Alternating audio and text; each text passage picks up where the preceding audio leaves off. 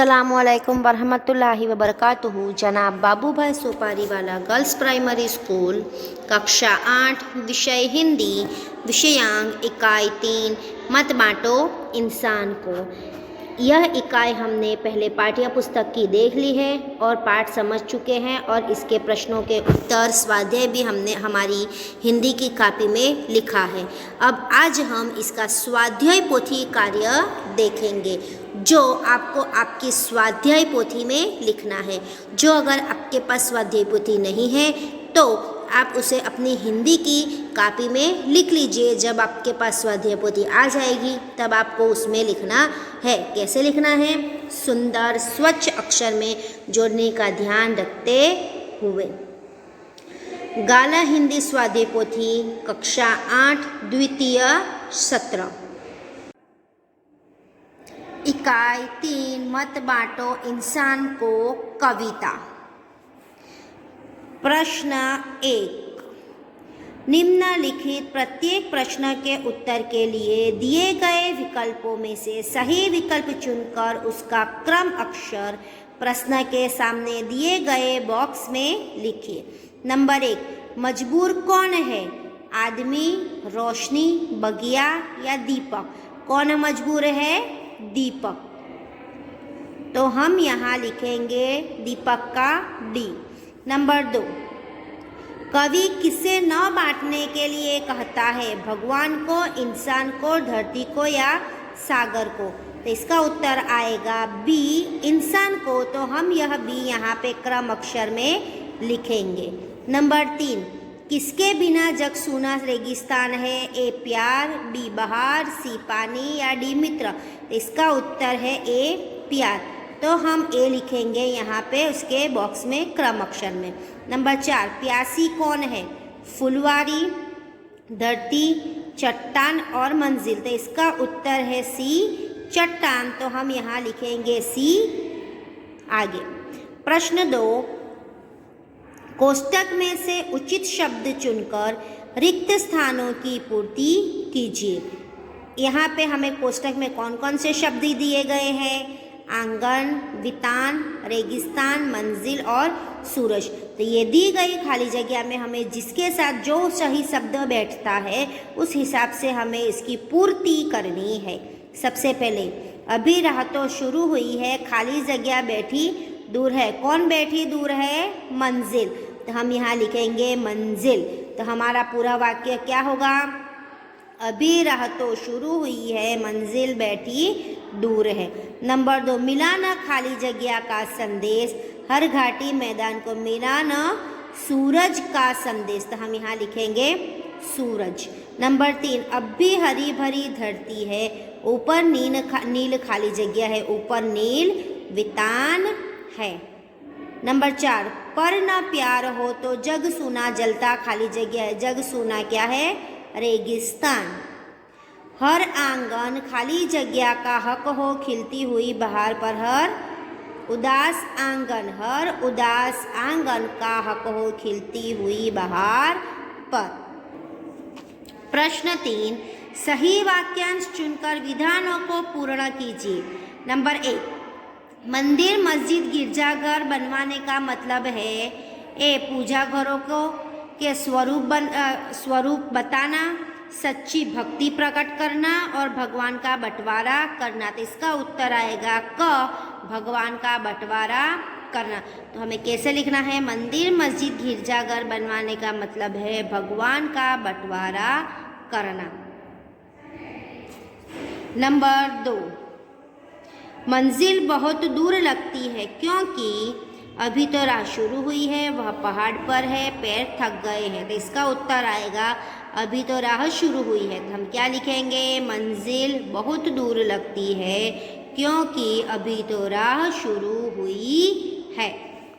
Number 3, जग सूना रेगिस्तान जैसा लगता है क्योंकि वहाँ असह्य गर्मी पड़ने लगी है, यहाँ प्यार की बारिश हो रही है, यहाँ दुर्घटनाओं की संख्या बढ़ गई है। तो इसका उत्तर आएगा यहाँ प्यार की बारिश नहीं हो रही है। तो हम यहाँ क्या लिखेंगे? जग सूना रेगिस्तान जैसा लगता है क्योंकि यहाँ प्यार की बारिश नहीं हो रही है। अब आप नीचे देखेंगे प्रश्नों के उत्तर। प्रश्न 4, निम्नलिखित प्रश्नों के उत्तर एक एक वाक्य में लिखिए। नंबर 1, इंसान को बांटने का तात्पर्य क्या है? इंसान को बांटने का तात्पर्य यह है कि उसे छोटे बड़े, ऊंच नीच, जाति पाति और गोरे काले आदि समूहों में विभाजित करना। नंबर 2, कवि के अनुसार कौन सी मंजिल बहुत दूर है? कवि के अनुसार पूर्ण मानव समानता की मंजिल बहुत दूर है, यानी सब एक समान हो वैसा। नंबर 3, उजियारा कहाँ बंदी है? उजियारा धन संपन्न लोगों के घरों में बंदी है। नंबर 4, सूरज का संदेश किसको नहीं मिला? सूरज का संदेश हर घाटी मैदान को नहीं मिला। नंबर 5, धरती के ऊपर किसका वितान है? धरती के ऊपर नीले गगन का वितान है। नंबर 6, प्यार के अभाव में जग कैसा है? प्यार के अभाव में जगत जलते हुए रेगिस्तान जैसा है। सबके साथ उठने का क्या अर्थ है? सबके साथ उठने का अर्थ है सब में समानता की भावना होना। नंबर 8, उदास आंगन का हक किस पर होना चाहिए? उदास आंगन का हक खिलती हुई बहार पर होना चाहिए। प्रश्न 5, निम्नलिखित प्रश्नों के उत्तर 2-2 वाक्यों में लिखिए।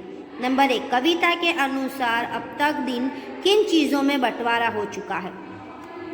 कविता के अनुसार अब तक मंदिर, मस्जिद और गिरजाघर में भगवान का बंटवारा हो चुका है। इस तरह भिन्न भिन्न देशों के रूप में धरती और सागर भी बांट लिए हैं। प्रश्न 2, किसकी मुस्कान को कोई रौंद नहीं पाएगा? सर्वत्र समानता का भाव फैलने पर लोगों में परस्पर अपनत्व की खुशी होगी, तब कोई किसी पर जुल्म कर उसकी मुस्कान रौंद नहीं पाएगा। प्रश्न 3, हरी भरी धरती को कौन सी परिस्थितियां रेगिस्तान में बदल सकती है? वर्षा के लगातार अभाव और भूकंप के तेज झटके धरती की हरियाली नष्ट कर सकते हैं। प्रकृति के ये रौद्र रूप हरी भरी धरती को रेगिस्तान में बदल सकती है। प्रश्न 4, उजाले को बंदी बनाने का क्या अर्थ है? उजाले को बंदी बनाने का यह अर्थ है अभी धनवानों के घर में ही उजियाले दिखाई देते हैं, गरीबों की झोपड़ियों में नहीं। नंबर 5, यह कविता हमें क्या संदेश देती है? यह कविता विश्व के लोगों को सभी तरह के भेदभाव भूलकर मेल मिलाप से रहने की सीख देती है। प्रश्न 7, निम्नलिखित काव्य पंक्तियों का अर्थ लिखिए। अभी राह तो शुरू हुई है, मंजिल बैठी दूर है, उजियाला महलों में बंदी हर दीपक मजबूर है। अब हम इसका भावार्थ देखेंगे। दुनिया में समानता की भावना पहले ही शुरुआत हुई है। समानता का भाव पूरी तरह फैलने में देर है, उसके लिए बहुत प्रयत्न करने पड़ेंगे। बिजली की रोशनी अमीरों के घरों में ही है, गरीबों के घरों में दीपक ही जल रहे हैं। प्रश्न 8, निम्नलिखित काव्य पंक्तियाँ पूर्ण कीजिए। रात होने पर मैं निकलता, सबको देता हूँ शीतलता, बच्चे मुझे पाने को मचलते, सब कहते मुझको मामा, हर बच्चा है मेरा दीवाना, यूँ तो मैं तारों का राजा, बताओ मैं हूँ कौन। प्रवृत्तियाँ। प्रश्न 3, धर्म और उसके धर्म ग्रंथ की जोड़ियाँ मिलाइए। यहाँ पे हमें धर्म दिए गए हैं और यहाँ पे धर्म ग्रंथ, तो इस धर्म के हिसाब से हमें यहाँ उसके धर्म ग्रंथ के नाम लिखने हैं। तो देखिए, सबसे पहले है इस्लाम। इस्लाम का धर्म ग्रंथ क्या है? कुरान, तो हम यहाँ लिखेंगे कुरान। नंबर 2, सिख। सिख का धर्म ग्रंथ क्या है? गुरु ग्रंथ साहब, तो हम यहाँ लिखेंगे गुरु ग्रंथ साहब। ईसाई। ईसाई का धर्म ग्रंथ क्या है? बाइबिल, तो हम यहाँ लिखेंगे बाइबिल। हिंदू। हिंदू का धर्म ग्रंथ गीता, तो हम यहाँ लिखेंगे गीता। और पारसी। पारसी का धर्म ग्रंथ है अवेस्ता, तो हम यहाँ लिखेंगे अवस्था। हमारा यह स्वाध्याय पोथी कार्य यहीं पे पूर्ण होता है। आपको सुंदर स्वच्छ अक्षर में जोड़ने का ध्यान रखते हुए अपनी स्वाध्याय पोथी में लिखना है। और अगर जो आपके पास स्वाध्याय पोथी नहीं है तो आपको अभी ये हिंदी की कॉपी में लिखना है, बाद में आप उसे स्वाध्याय पोथी में लिख लीजिए। धन्यवाद।